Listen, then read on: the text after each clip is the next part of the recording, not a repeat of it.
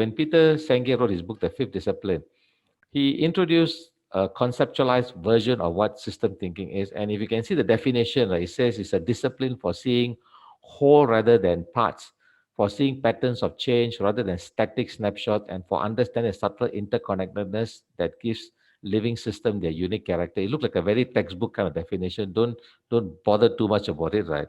But what system thinking basically is this, is that your end product, when you solve a problem or when you try to do a project, your end product, the whole, must be greater than the sum of all the parts. That's how you define systems thinking. I say again, the whole must be greater than the sum of all the parts. And what that means is this: you may be a good problem solver, or you may come up with a solution to or make a decision to do certain things. But when you implement these particular decision plans or the solutions to a problem, what happens is that you may find that you may have more problems than you ever anticipated. So it's like what? No, it's like I don't know whether you heard of this expression. Give me a thumbs up if you can, because that's the only way I know that you are listening to me. Have you heard of this expression, which says, just when you see the light at the end of the tunnel, it turns out to be an oncoming train. Any of you heard of that expression? If yes, can you give me a thumbs up, please? Okay, right. You see a few people going up. For those who may not heard about it, I repeat again. Just when you see the light at the end of the tunnel, it turns out to be an oncoming train. So what it means is basically that sometimes we think we have the best perception of doing certain thing, and then we put it into perspective. Then suddenly, when you realize you're going through this tunnel, you see a light, and you think the light is a way out, and it turns out your oncoming train. So we use phrases like "back to square one." So why is that? It's because there's a systems thinking failure because of that. So for this short webinar, what I'm going to cover is this. Is in principle, when we talk about systems thinking, right?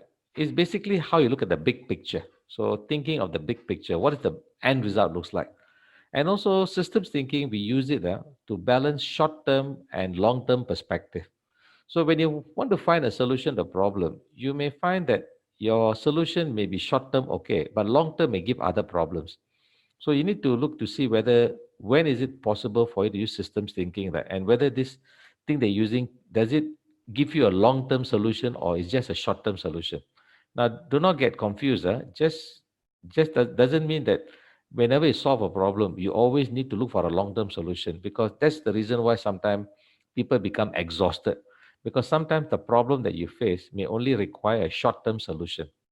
And the other thing that system thinking basically touches on is that it sees as a recognized way of looking at dynamic, complex, and interdependent nature of systems.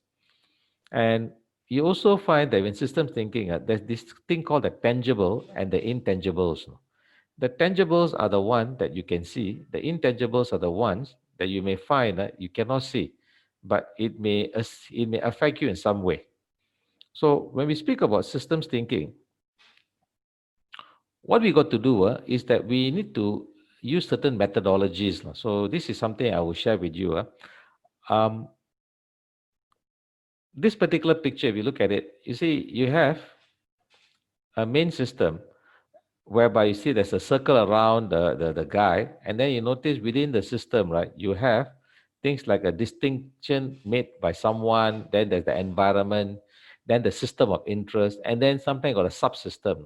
A classic way to demonstrate systems thinking is like your human body. I mean, think about it. You find that if any of you got a biology background, you see the human body consists of many parts, and each of them individually connected to one another. So I like to ask you a question. Can you all give me a thumbs up? Any of you ever suffered from a toothache before? Can you give me a thumbs up, please? Okay, most likely, because of our food diet with too much sugar, you never got toothache, right? Now, it's just a simple toothache that you're facing. But what happens, on the day you have a toothache, right? You can't work, correct? Or not? You can't work. You feel like killing someone. You feel you got a headache. It affects your whole body. You can't think. You can't think straight. You probably want an MC, right? So just think about it. It's just a tiny itsy bitsy pain in your tooth, but it affects your whole system. And likewise, also you notice when you have one particular part of the body in pain, it affects everything else, right? So this is where when you talk about systems, you need to look at the interconnectedness of the system. So when one part fails, everything else fails. Like those of you drive, you may find that one part of your car breaks down. It affects the whole performance of the car. It's all interconnected. So here's the issue, is it? When systems need to come together, you need to see whether they can work independently, but at the same time, they need to work interdependently. I say again, is to work independently and also interdependently. But the trouble is this, sometimes we do not know exactly which part is the one that's giving us problem. So if ever after this workshop is over, you feel that you want to go a bit deeper, right, on this subject, right, I would urge you to sort of like get hold of this particular book. It's written by a guy called Barry Oshery. Don't worry about the page 42. This is because if you attend my actual program, when I go into deeper perspective, I'll cover it in the actual one-day program. You see. But this particular book by this gentleman called Barry Oshery, this is, I would say, is a classic read on systems thinking. And he called this book Seeing Systems and Unlocking the Mysteries of Organizational Life. The trouble is this, sometimes these kind of authors, you don't get to hear them much because you know why or not? Peter Senge is an American, and Americans, when they publish a book, they become famous. They become famous because there are a lot of marketing strategies, etc. But unfortunately, Barry Oshery is a British guy, so that's why people never knew who he was. Is it? But in terms of comparison, you'll find that Barry Oshery's book on seeing system has got a more deeper and more sophisticated take on what system thinking is as compared to Peter Senge. But I leave that to your conclusion because that's just a very opinionated thing I'm saying on a Zoom platform and I'm recorded here, right? But you're entitled to your own opinion on the subject. Now, a summary of Barry Oshery's book is this. He says that basically organizations sometimes falter because they suffer from what is called system blindness. I say that again, organizations sometimes suffer or falter because they suffer from system blindness. And I've put a picture down there on the screen. You can see of this elephant and the blind man. You probably heard about this story about these few blind men. They got to touch different parts of the elephant, but because they're blind, they couldn't figure out what is it they're looking at. So the blind man who touched the trunk, he thought was a large tree trunk, and then the guy who touched the leg is thought probably is the trunk of a larger tree, and then the ear was some kind of like a leaf, large leaf, and the body was a wall, and the tail was a snake, and there was many perspective of this, right? So when you suffer from system blindness, you may only make perception of the world based on what you see, but not the bigger picture. It's like the classic, what they call the iceberg theory. You probably heard of this statement. It says, right, that sometimes what we do is only the tip of the iceberg, and you can't see what is beneath the surface. And if you know what's beneath the surface, it's a much larger block of ice. So what does Barry Oshery try to say here? He says that when we speak about seeing systems, we are basically speaking about what is called system blindness. And there are 4 types of system blindness. So this is one key takeaway of this short webinar I want to share with you. We suffer from what is called spatial blindness. That is where we see the part but not the whole. This is called spatial blindness. Another kind is what is called temporal blindness, where we see the present but we cannot see the past. Some of us, I know this is like positive thinking, you can see the present but not the past. Because when you cannot see the past, you may be distorting things that happened in the past that may come and bite you in the future. Another thing also is relational blindness, where we miss the recurring patterns of relationship between groups. You may find this in organizations sometimes where you notice whereby you work on a team and then you got team dynamics, but you fail to realize that you're part of a larger system. So you may find that's the reason why in organization you have small cliques forming, you have people not liking certain other members, and then you notice when a problem goes wrong, the fingers start pointing, oh, this is HR problem, this is accounting problem, and this is marketing problem. The fingers point in every direction except you. Okay, that's because there's no relationship. So you are trying to act independently when you should be acting interdependently. And the last type is what is called process blindness, where we miss the common patterns of social behavior occurring within a group. Okay, whereby you fail to realize the subtleties. Like, how many of you ever attended meetings where after the meeting is over, you don't know what the meeting is about? Can you give me a thumbs up, please? You attend a meeting and then after the meeting is over, you come out, right? And you don't know what the problem is, right? Okay, I see a few thumbs up, right? And like, it looks more like, what you call, you sometimes even after the meeting is over, you come out and then you talk to your friend or your colleague, right? Hey, what just happened? I say, I don't know. So do what? I'll wait for next meeting, lah. And then it goes on because there's no connectivity. Is it? That's because there's a process blindness. So when we speak about systems thinking, you need to learn how to challenge your system blindness. And this is the four kinds of system blindness. Okay, spatial, temporal, relation, and process. Of course, this is a short webinar. For me to go through the context on how to do it may not be possible, but there is a process you can use. And if you are able to understand the process, use it, what will happen is that you have what you call system sight.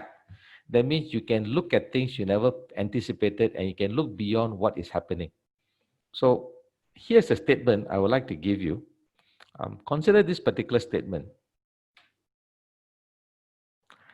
It says, the map is not a territory. Okay, the map is not a territory. Now, what does it mean? What does it mean? Right? Could somebody care to like maybe unmute their mic and talk to me so I know I'm not lonely in this virtual world? I feel like I'm somewhere in the universe, all lost in space. I see a lot of names. May I pick on certain name? Can I call upon Susan, please? Susan Fernandez, if you are there, would you like to give me your take on what this means, or is it just basically something got no meaning? You need to unmute, Susan, to speak. There's an unmute button somewhere in your platform. Okay, I see a chat message coming in.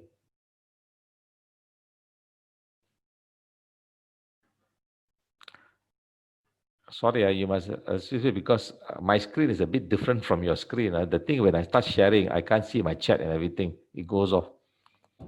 Okay, Susan got no reply, right? So maybe I ask Josephine. Josephine, if you're there, Josephine Ong, could you tell me what you mean by this statement? The map is not a territory.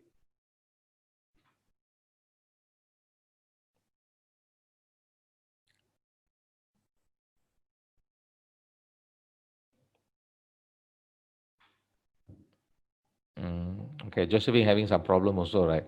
Okay, this is going to be painful, man. Okay, right. Can anyone there share with me? Can you unmute your mic and share with me what this means?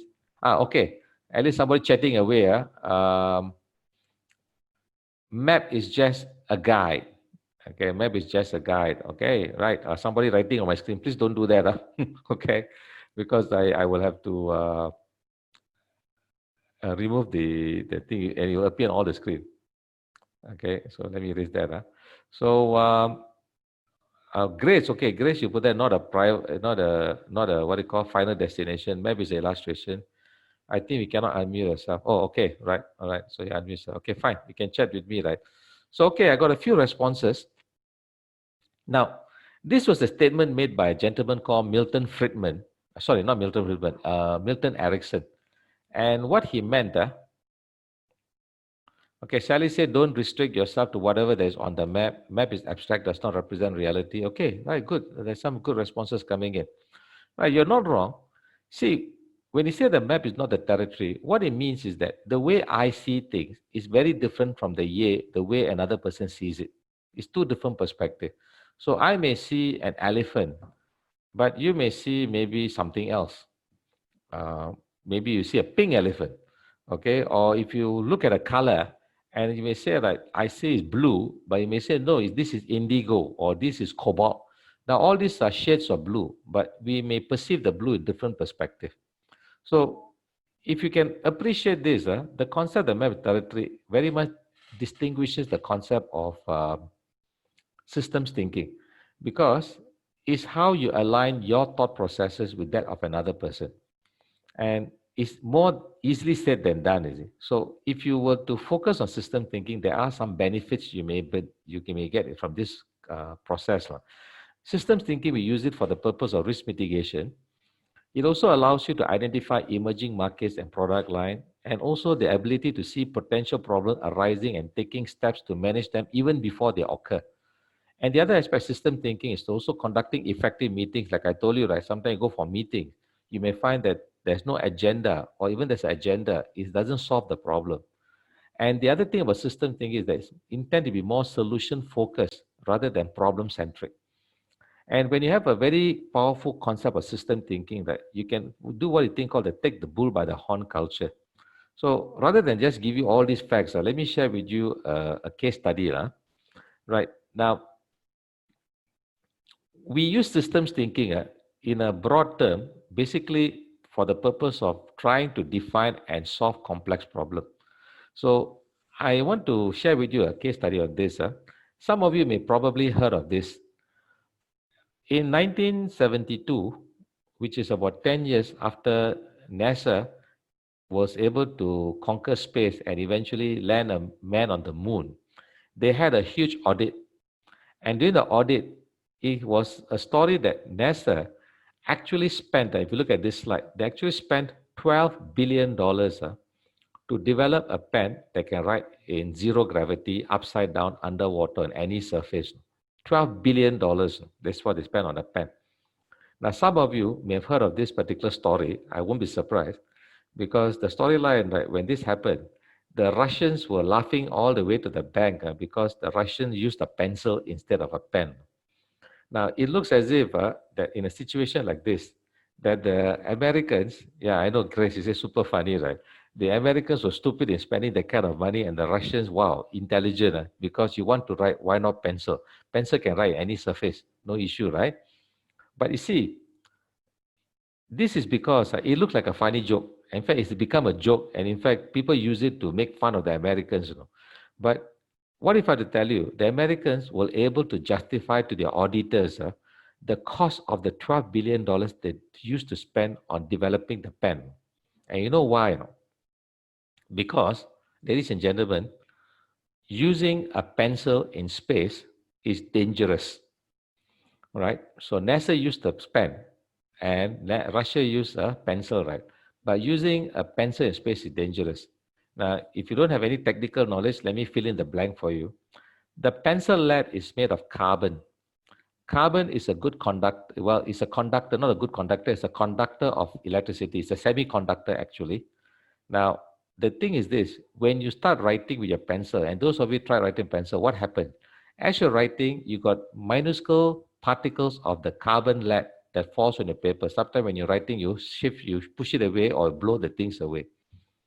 So can you imagine what will happen if you start using a pencil in a spacecraft? This minuscule particle, as you're writing on something, it will start to sort of like float in the space capsule because it's zero gravity. And because it's zero gravity, what happens? Because of zero gravity, what happens, right? You will find that this minuscule pencil lead will sip into all those electronic items on the spacecraft and sometimes short circuit their electronics. Now, for every successful flight the Americans had, the Russian had about 10 failures. But because that time they were a communist regime, they only choose to share with the people the success stories. God knows how many people actually, or how many cosmonauts, or how many spacecraft was lost because of damage, because using pencil in space was expensive. That's why the Americans felt that the investment in the pen was important, because this pen, when you write, it will suck back any extra lead or ink or whatever, so that there's no contamination in the space capsule. So what I just shared with you is this: if you do not understand the nature of the problem, you may think you have a very quick solution. You may think the very quick solution, but guess what? This is the one that's going to come back and bite you. That's why system thinking is important. That's why when we try to solve problems, we always try to look at the big picture.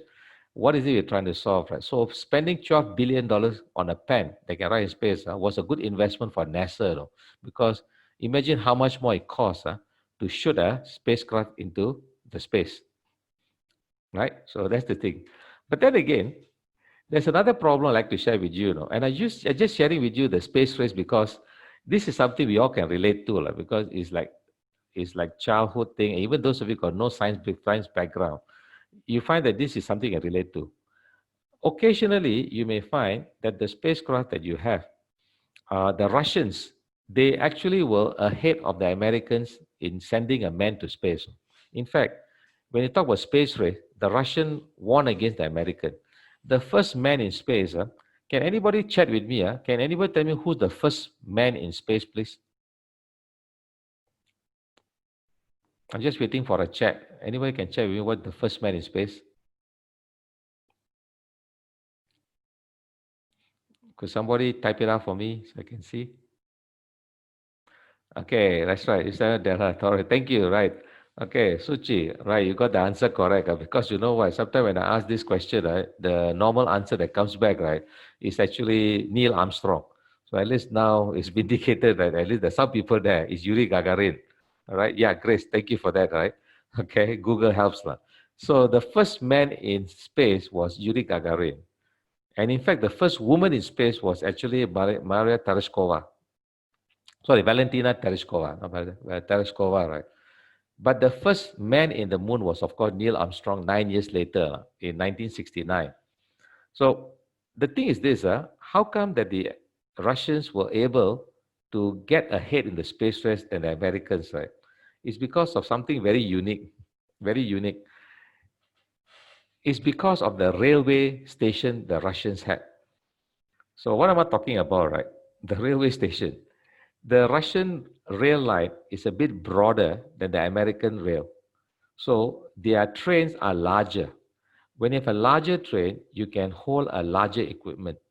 So when the Russians made the spacecraft, they had to design the spacecraft in a manner in which they can be transported to the location where they can fire it off into space. So if the runway, so the railway is narrow, they only can make a spacecraft that is narrow that can be transported in this particular railway station, the railway line. So it so happened that the American railway line was about 1/3 smaller in a narrower as compared to Russian. That's the reason why you notice that if you ever seen the pictures of the American spacecraft, they are longer and narrower, whereas the Russian one was broader and thicker. And of course, when broader and thicker, right, those of you got some science background, the center of gravity is more stable, which is the reason why the Russian had a head start over the Americans. A head start over the Americans to get into space race. Now, you see, this is the point about systems thinking. No? Sometimes your ideas is great, but if your system doesn't allow you to do it, you can't do it. Okay, you can't do it, right? So I like to have a show of hand here, and I know I have an international crowd who may be listening to me, right? I'd like to show you something on the screen right now. I can't show you the PowerPoint because it's illegal to do so, but on screen I can do it, right? Those of you are Singaporeans out there, okay? Perhaps you can relate to it, but those of you are our foreign friends, maybe this is something you may be interested, you may want to know. I'm holding in front of you a Singapore $20 note. Can you give me a thumbs up of who have you seen this particular note before? Not for the first time today, but you have seen this before. Anybody can give me a thumbs up? Okay, Janice, Grace, give me a thumbs up, right? All right, and I think Lucito, Belinda, all I'm not too sure whether they've seen it right now. This is a Singapore $20 dose, right? Just to highlight to you, somebody recently offered me $900 for this particular note. It's a collector's item. I got two of it. Right? This is my father gave it to me in 1979.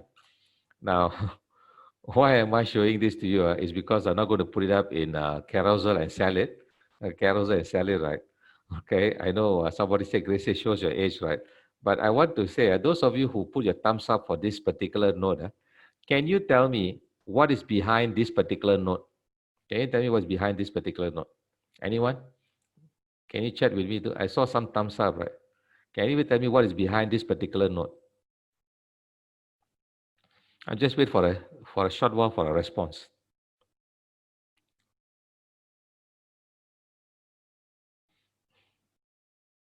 Okay, not too sure. How about those people who said, yes, I only remember this face, haha, right, not the back, right? Okay, right. Now, in the back of the note is a very unique device. In 1979, Singapore Airlines became one of the 4 airlines in the world. Yeah, that's right. JAR is an aeroplane. one of the 4 airlines in the world, to have a very unique aeroplane. It is the fastest commercial jetliner ever built. This jetliner can travel at 2 times the speed of sound. As I'm speaking to you, the plane can travel faster. Yeah, Sochi, you got it correct, right? And that plane was the Concorde, as you can see here. Okay, you can see here. It's called the Concorde.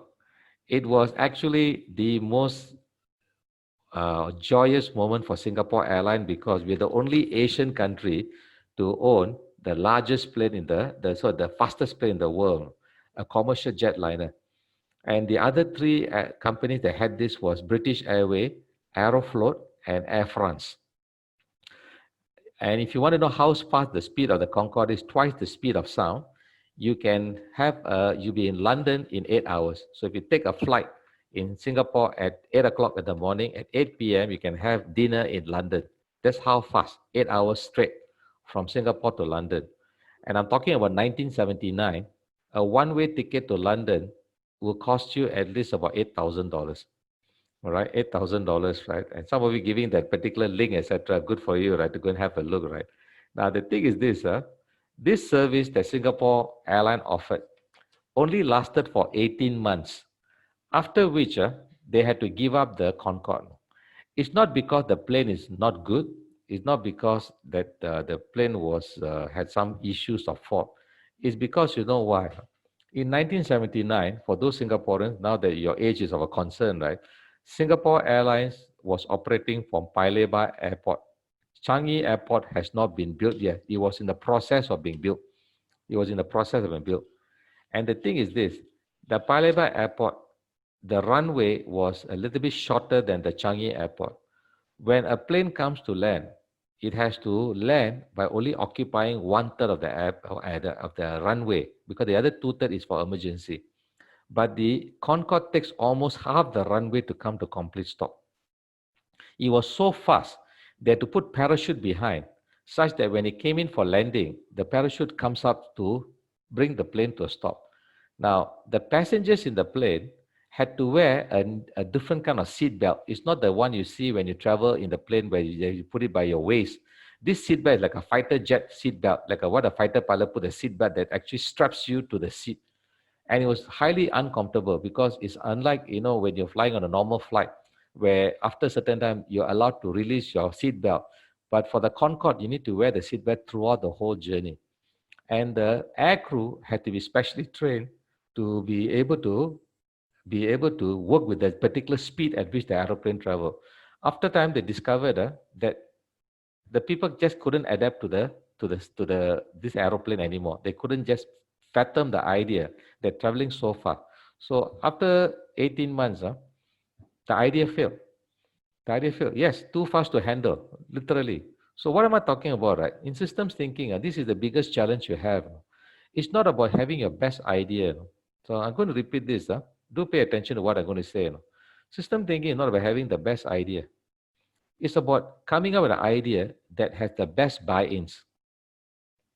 Okay, the best buy-ins. Susan, you mentioned execution matters. Yeah. Okay, I say again, system thinking is not about having the best idea, but coming up with an idea that has got the best buy-ins. Because although it was a famous invention, it was great. In fact, you can see Singapore also came up with a legal tender note on the Concorde. You can see how proud they were, right?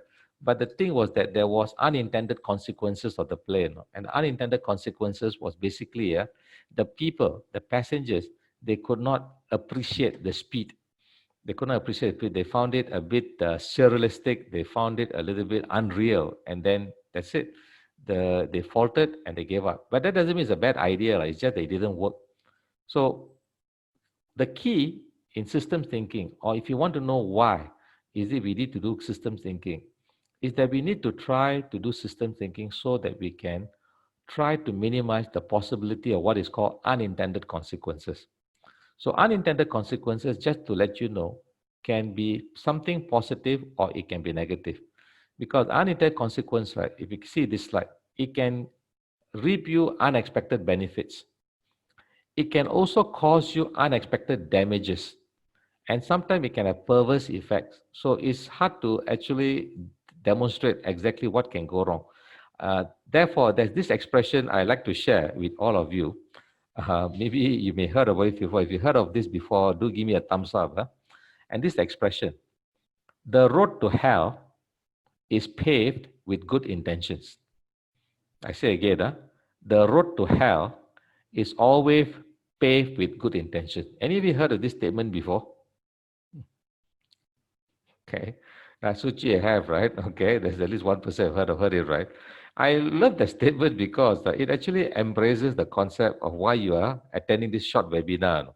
Because sometimes your idea looks all well and good on paper, no? But when you make it into a prototype, put in action, suddenly you realize, oh my God, you have all this problem. You're causing more problem than good, right?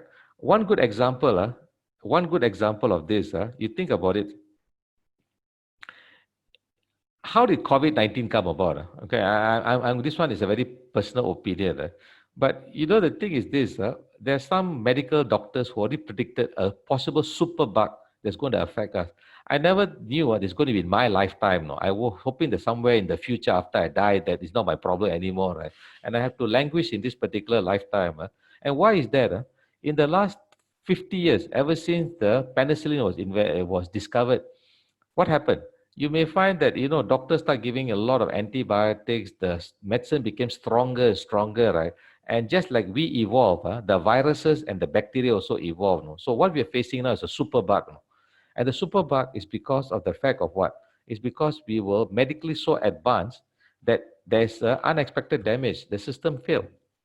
Our system failed. Our body has now forgotten on how to recover from certain kind of illnesses. Maybe that's why the COVID-19, right, is also intelligent, taking advantage of that, is it? But I'm sure that we'll find a cure for it, right, until the next time. Okay, until next time, right? But at the same time also, you realize there's also a positive unintended consequence of the COVID-19. If it's not for the COVID-19, how many of you here would have actually bothered to upgrade yourself to be familiar with the Zoom platform? Okay, the Zoom platform, right? Yeah, Grace, you say, right, the environment healed, that's true also. Okay, that's true, right? And think about today, right? There's more than 50 of you who actually dropped into this session. Now, the thing is that, think about it. If it was not for the COVID-19, right, you may never have actually made the effort. And for me too, I was very comfortable doing face-to-face. I was a bit resistant to go online. I was just basically praying every day that things will go back to normal. Then when they made two circuit breaker, that's it. You have to change. You have to move.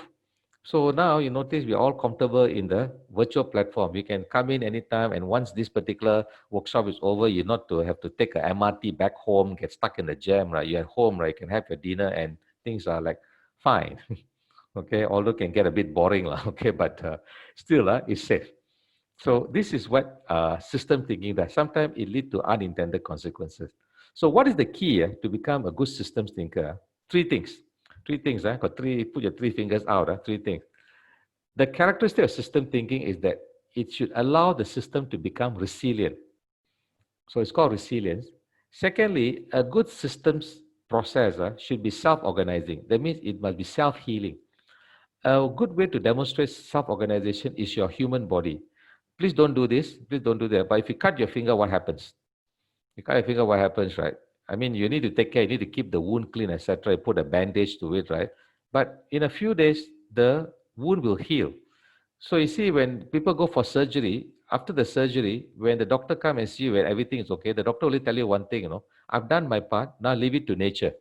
And nature takes over. Nature will recover you, right? You got a broken leg, the doctor set the leg. But the recovery of the leg is not the doctor. The recovery of the leg is nature. Nature will go through and repair the leg for you, right? Because our body is self-organizing. Of course, if it's beyond a certain scope, if the leg is totally decapitated or amputated, that's a different story altogether. And the third element in system thinking is called this thing called hierarchy. That means a step-by-step process before you achieve a certain objective. So when we speak about resilience, the first part, resilience basically refers to these four things that system thinking embraces: self-mastery. Those of you who have heard of Peter Senge, right, and any of you ever attempted to read this book or at least touch the book or own the book, can you give me a thumbs up, please? Because sometimes people buy the book, keep it on the shelf in the hope that if you keep that long enough, the information will transfer to your brain automatically. Right? But if you heard of the books by Peter Senge, which is called The Fifth Discipline, the first discipline of system thinking, he says, is personal mastery. Here I put it as self-mastery, same perspective. So personal mastery means you need to develop resilience in yourself to achieve systems thinking. And that means if you engage in a project or if you do a certain thing, it deals with your heart, body, mind, and soul, or sometimes heart, body, mind, and spirit, as they call it. Okay, that is the ideal perspective of system thinking, personal mastery. Then self-organization would mean if you work as a team, you need to have a self-organizing team. That's why in Peter Senge's work and system thinking, you see the second principle of system thinking is what is called team learning. It's called team learning, right? How to work as a team perspective, right? And the team must be self-organizing. That means it's a process by which social relationships that characterize relatively loose network are institutionalized through a definition of mutual interest, position, and relations. The other thing that you need to keep in mind is that when we do systems thinking, you want to prevent what is called a systems trap. Okay, systems trap. Now, what do you mean by systems trap? That your system becomes so effective that you find you cannot come out of it. A good example is this, a bit sensitive, but I will put it in the most objective manner possible, right? If any of you had relative or colleagues or know of people who suffered cancer, it's a very sad thing. It can be life-changing. Sometimes it's sad because the person may not be able to uh, continue perfectly. But if you know a little bit of cancer, doctors will tell you, right, it's just basically the body rebelling against itself. Cancer cells are basically cells that attack other cells in your body. And even till today, doctors are trying to study how cancer cells work. So the cancer is like a trap, where your body mechanism becomes a trap. And sometimes your immune system will fight against you because your body, your brain get a bit confused. It confused and fights against you, right? So likewise, just like our body suffering from cancer, it's like we fall into a trap. Now, likewise, organizations also fall into a trap, especially when they are very successful and they have done a lot of good things, right? Then suddenly they realize, oops, there's nothing else to learn, right? So we are in a trap. So one of the things that I will cover if you ever come for my workshop is how you can prevent this from happening. How can you create a resilient system where you don't fall into this systems trap? So with that, I will share with you one last story about systems thinking. And then if there's any particular questions that you have, I'll take these questions with you, right, for this particular webinar.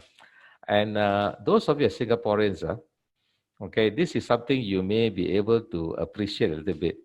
You may or may not know, but in 1961, this is an article that came out in the Straits Times. I'm just going to remain silent for about 30 seconds for you to digest this article.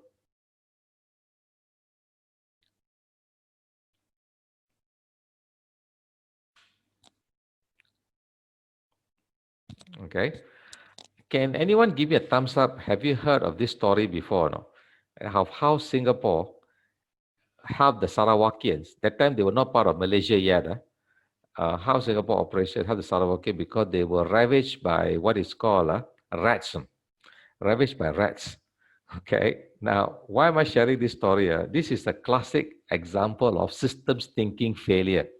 So something for you to sleep over right tonight when you're in bed, right? The operation was called Operation Cat Drop. And I'm not kidding you. Literally, what Singapore did, that time was still under the British government because Singapore, this is 1960, Singapore has not become independent yet. The Royal Air Force, the British Air Force, literally, they parachuted 23 cats into Borneo, specifically in Sarawak. Right, this is a cool picture of a cat in parachute. Okay. Now you're wondering why they did that. So here's the story. And I'll keep it under 2 minutes. In Borneo, the Sarawakians had an issue. And the issue wasn't the rats. The issue was basically they were suffering from malaria. And malaria, as you know, is caused by mosquitoes. Now, hold on. I hope you follow my story. So many of the Sarawakians were suffering from malaria. So what the government of Sarawak did, they called up World Health Organization and said, help. So World Health Organization decided to do the thing that was done those days is to spray DDT. DDT is a chemical which is now banned. But in the 1960s, it was used to spray on crops and for mosquito repellent. But DDT has got a lot of negative effect. So they flew planes over Sarawak and they sprayed DDT on the landscape. And very soon the mosquito died. But in the process, the DDT also start killing off some other insects and animals as well. So some animals who were susceptible to the DDT died, amongst which was the bee, the bee that actually pollinate the flowers. Okay, bee that pollinate flowers. Now the bee started to die, and on top of that, some animals began to have resistance right, to the DDT. And these animals, one of them was the household chichak, the house lizard. The house lizard, what it does, it actually start to eat on some of the flies. Some of the flies, the house fly, they were resistant to the DDT. The bees died, but the house fly were resistant. So when the chichak started eating the house flies, which were coated with the DDT, their body was now concentrated with DDT.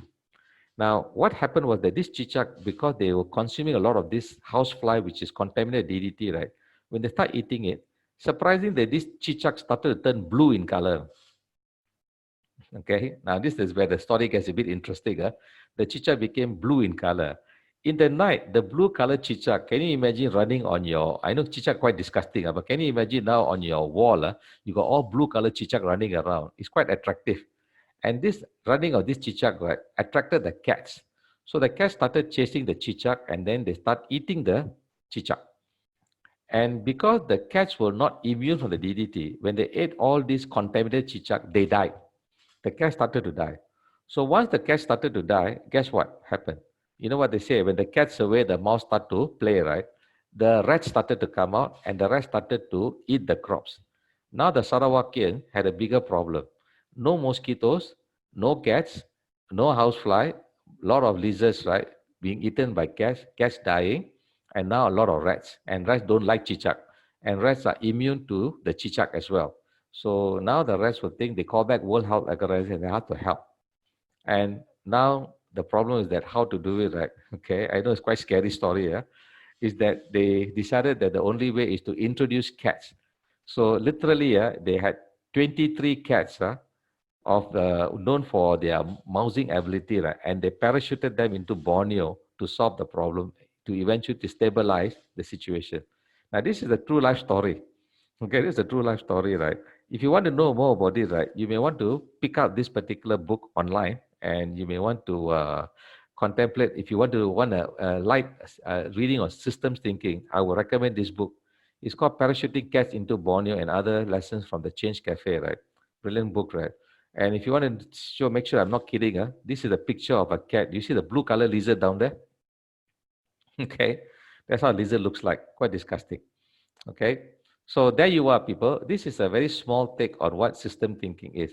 So fundamentally, if you do get a chance to attend my fuller workshop, I'll be training you on the context of how you can use system thinking to overcome system blindness, to have systems right, to ensure that you don't fall into the systems trap. And when you're making decisions, when you're trying to solve a problem, to ensure that it doesn't like be the case of the Borneo and the spacecraft, you don't end up coming a solution that's going to cost you more problem than solutions. That's why system thinking is very important. Okay, that's my 2 cent worth of the webinar. All right. Thank you for attending my workshop. I know sometimes some of you are time bound, right, because you may have dinner to prepare or grab coming in, right? If you have to leave, I appreciate very much for the opportunity for you to listen to me, right? Thank you, and you can leave. But I'm going to be here for a short while. If there's any particular question that you want to ask, right? Let me see whether I can unlock the chat button. Okay, I've unlocked the chat button, so you can chat with me. Sorry. Um, you can unmute as well. I think you can talk to me actually. If you want to ask a question. I see somebody trying to do so, right? If you got no question, I've ended my session, but if you have a question for me, please, you can at least chat with me or something, and I'll see whether I can answer the question for you. I can see a lot of things coming fast and furious.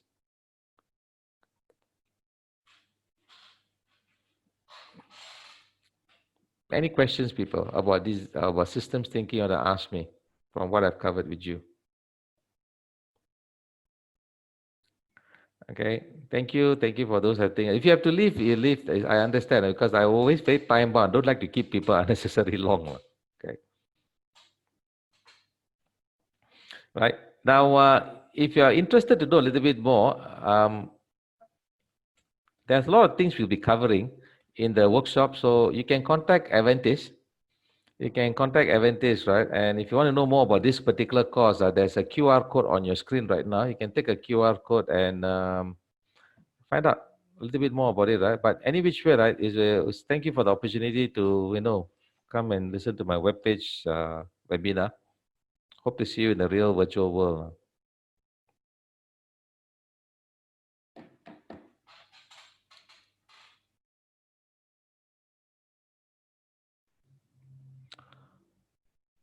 Okay. Yeah, Lindsay, right? When you face a problem, what would be your first? Well, so your first question to ask in systematic thinking. Okay, good. Thank you, Lindsay. Number one, there is a difference between systems thinking and systematic thinking. So you put that systematic thinking. So I suppose it's typo error, right?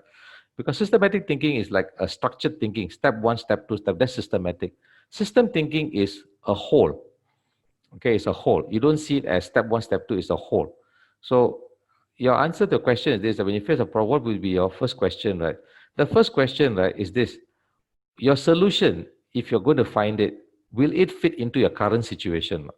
Because your problem, you need to see it in context. So you need to see the problem in context. What is your context? And if you find a solution, right, will your solution fit into the context? Like I told you, like the Concorde, it's a grand idea, but it couldn't fit in the context. The runway is too short, it's noisy, and there are only a few countries that can actually land an aircraft, so it doesn't work. And generally, there is not really one system work, right? It really depends on the leader. Okay, generally, yes, you're right and wrong. You're right in the sense it does depend on leader. But if you remember what are the things I said earlier, if the leader is always going to be autocratic and have a top-down approach, that kind of leadership style, I think you need to migrate to North Korea. Okay, because in system thinking, at some moment, is supposed to be self-organizing. That means that you don't take care of it, it's self-organizing. That means that the system should be able to function on its own objectively and effectively. Okay, self-organizing. All right, I hope that one answers it. Okay, right, any other question? Okay, if there's no question, I'm going to count out to 10. Then I'm going to end the session. So thank you everyone for coming. I don't get to see your face. So I hope there's some physically somebody saying there. Right? So bye-bye. If you attend my workshop, I'll be high-fiving with you. But now we got new normal. New normal, no touching, and we can do a virtual high-five. Okay? So thank you. Have a nice day.